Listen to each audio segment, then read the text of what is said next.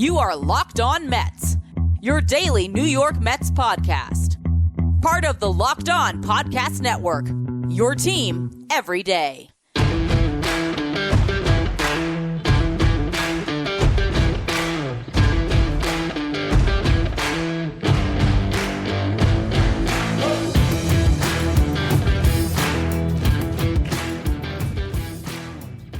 Hello to all you amazing Mets fans. You're listening to Locked On Mets, part of the Locked On Podcast Network, your team every day. Thank you for making Locked On Mets your first listen every day. Locked On Mets is free and available on all platforms, including YouTube. On today's show, we have some news to discuss on former Mets general manager Billy Eppler, who has been suspended through the 2024 season. He cannot take another job within Major League Baseball. I'll talk about what happened here, so we finally have some understanding of Major League Baseball's investigation into Eppler and why he stepped down as the Mets general manager. Before we get to any of that, though, I'm your host, Ryan Finkelstein. If you want to find any of my work, follow me on X at FinkelsteinRyan. You can also find some of my writing at justbaseball.com, where I work as the managing editor. So I decided to hop on and record a little audio-only show to break down what happened here because it is a noteworthy story on the New York Mets. This is a significant suspension that Billy Eppler has been handed by Rob Manfred for his actions as the Mets general manager. So here's the statement that Major League Baseball released. It says Eppler was disciplined for directing the following pattern of conduct in violation of MLB's rules for the improper use of injury list placements, including the deliberate fabrication of injuries and the associated submission of documentation for the purposes of securing multiple improper injury list placements during the 2022 and 2023 season. Major League Baseball added that the pattern of conduct was at Mr. Eppler's sole direction without any involvement of club ownership or superiors. So, that is absolving anyone else of blame. This is just a straight punishment handed to Billy Eppler, which is great for the New York Mets. Let's just get that out of the way. This means that the Mets are not going to be penalized. There's not going to be any draft picks or bonus pool, slot money given away. Whatever Eppler is doing, he is just falling on the sword. And it's interesting for them to basically come to this conclusion from their investigation that he's the only one that did anything wrong because, as you know, front offices are very collaborative these days. So if Eppler was manipulating the injured list for 2 years as the GM of the New York Mets, it's hard to believe that it was not known by anyone else. How does that, go about, how could it possibly be something that is just solely Billy Eppler's discretion that allowed this to take place? I will say every team finds a way to manipulate the injured list, but whatever Billy Eppler did, if he was falsifying documents, as they say, it took things a step too far. And how much that helped the Mets in 2022 when they won 101 games, you'll never know. This is not the Astros sign-stealing scandal. It's not something that significant, but it is a very interesting thing to fall out here that it's going to color Billy Eppler's reputation in some way. I mean, I'm not saying he's out of baseball forever, but it's just a very, very interesting turn of events. I think we all had an idea that this was going to be somewhat bad because he stepped down from his position as the GM. But a full year suspension is pretty strict. He already stepped down from his job. So this is basically, prohibiting him from grabbing another position, but you're also setting precedent.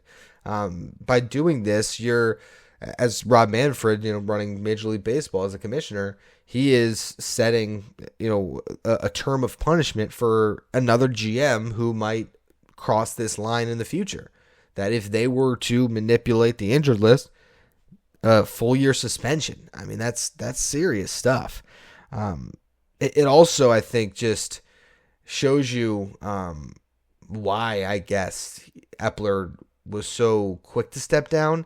Whether that was just clear guilt or just he's really falling on his sword is the other way you can look at it. I mean, he steps down. He says he doesn't want anything from his tenure to impact the David Stearns era, and really kind of separating himself from Steve Cohen and the organization. He really did the Mets a solid. If he was still with the organization as the general manager, working with David Stearns, pursuing free agents this offseason while they were investigating, or however that would have worked out, things would have been, I don't know if they would have changed the ultimate outcome, but you do have to wonder if the Mets would have been tied into this any more than they ended up being. You know what I'm saying? Because by stepping down the way Billy Eppler did, he sort of cleared the Mets in a lot of ways, and really he did the Mets a solid. So it's pretty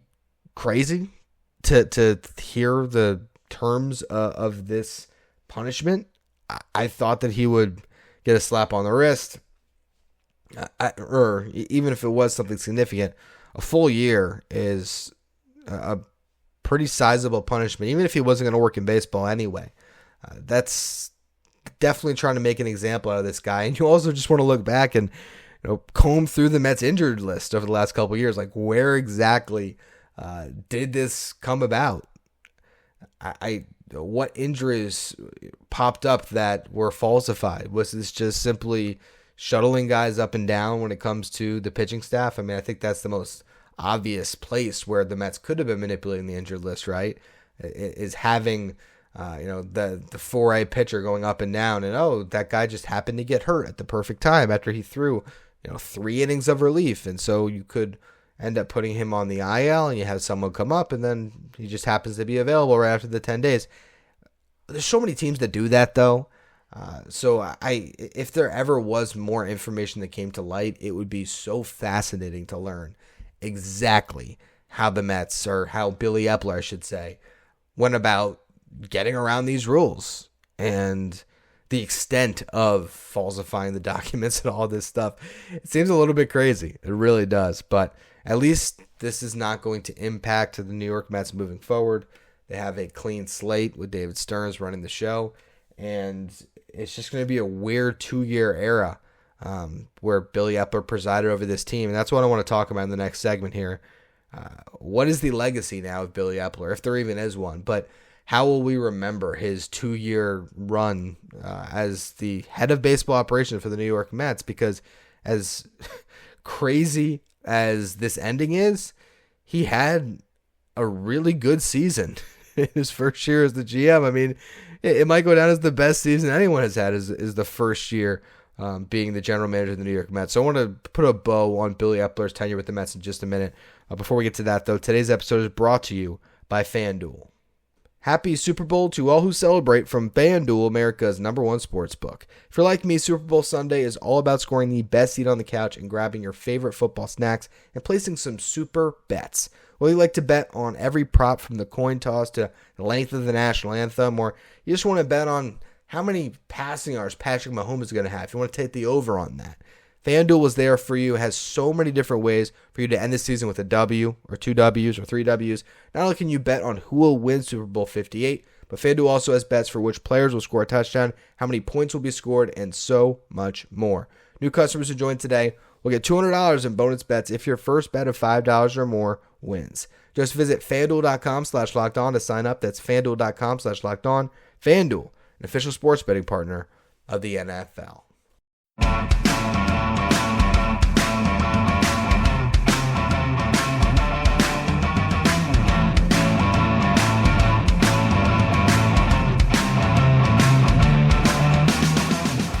So Billy Eppler will never be tied to the New York Mets again. I'm sure of that one. I don't think he's the GM in 2025.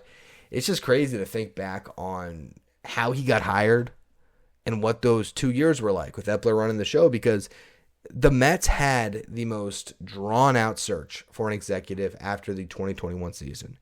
You remember they hired Jared Porter, which ended in disaster. They hired Zach Scott, Zach Scott was the assistant who became the interim, and he ended up having his own issues, which I think he's been sort of absolved of when you read more about his case with the DUI or the DWI, whatever it was. But he ended up coming out of that, where I don't think that Zach Scott was anywhere near the controversy that Jared Porter was, but regardless, the first couple of GMs that you had in place under Steve Cohen just did not last. And so once again, after a embarrassing year, the Mets had to seek out an executive. And it was, are they going to get Theo Epstein or Billy Beane? And then all of a sudden it was, are they going to try to poach Matt Arnold from the Brewers? Remember, David Stearns was still running the show over there. Then, of course, Matt Arnold wasn't interested because maybe David Stearns told him, hey, don't take my job.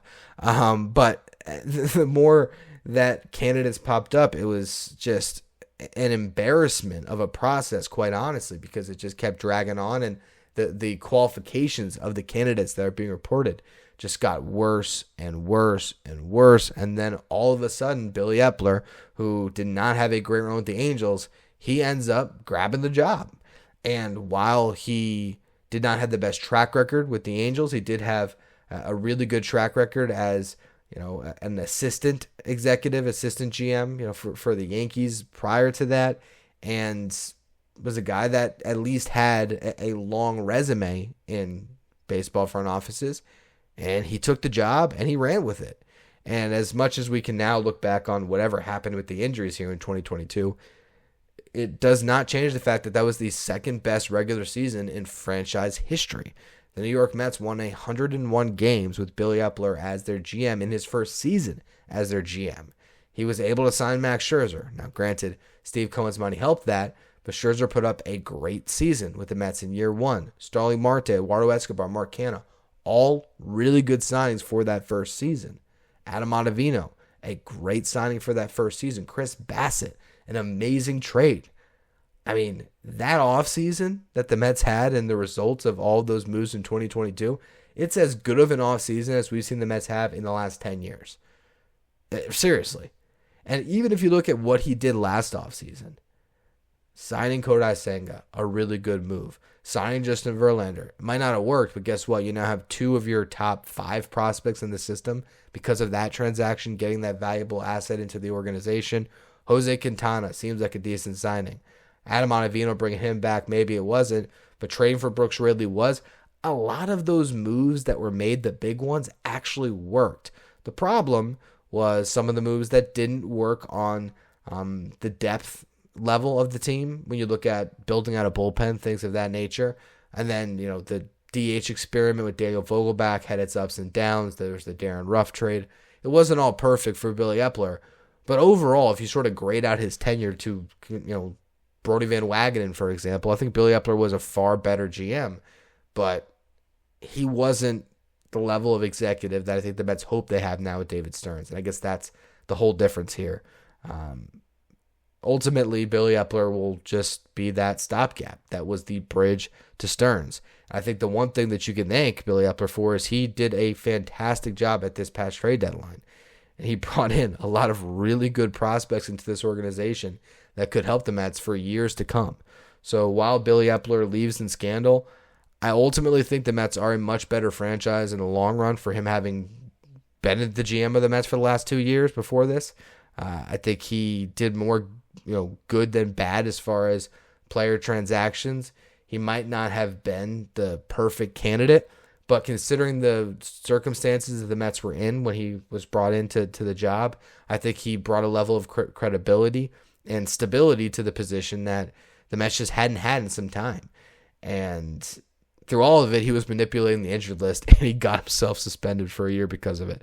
I don't mean to laugh. It's just so Mets for that to come down because, again, when he did step down, I was a little bit bummed out about it because I thought he was going to work really well under David Stearns. But we'll never know exactly what that tandem could have done. It's all Stearns' team now and his front office, and hopefully the Mets will avoid any of this embarrassment in the future. But it is crazy. It really is. Really, if you just look at the last 4 GMs before Stearns comes on as the president, Brody Van Wagenen and that sideshow that it was for a couple of years, the Jared Porter, Zach Scott year, and then Billy Eppler now ending this way. The Mets are a fun franchise to cover because it is just never boring. It is always a soap opera and this is just the latest chapter of it. But I wish Billy Eppler nothing but the best in the future. I think he gets punished probably a little too severely here, but I don't really know what exactly went into Major League Baseball's investigation, what they found. And so I guess we just have to take it for what it is at this point. Just another crazy chapter in the history of New York Mets baseball. Anyway, that's going to be all for this little bonus edition of Locked On Mets. I felt like it was worth coming on and talking about, so glad I could hop on the mic here over the weekend. I hope you all enjoy your Super Bowl Sunday, and I'll be back with a new episode on Monday. Make sure you follow, rate, and review wherever you get your podcasts. If you're watching on YouTube, hit that subscribe button. Really appreciate all of you who are subscribing, as I'm trying to make a push to 8,000 subs by opening day, so appreciate all of you who hit that subscribe. Follow me on X at Finkelstein Ryan. Follow the show at Locked On Mets. And for your next listen, head over to YouTube to the first ever 24/7 streaming channel covering everything in the world of sports. That is Locked On Sports Today, with our local experts from each team and our league-wide experts from each league. You can find Locked On Sports Today streaming 24/7 on YouTube.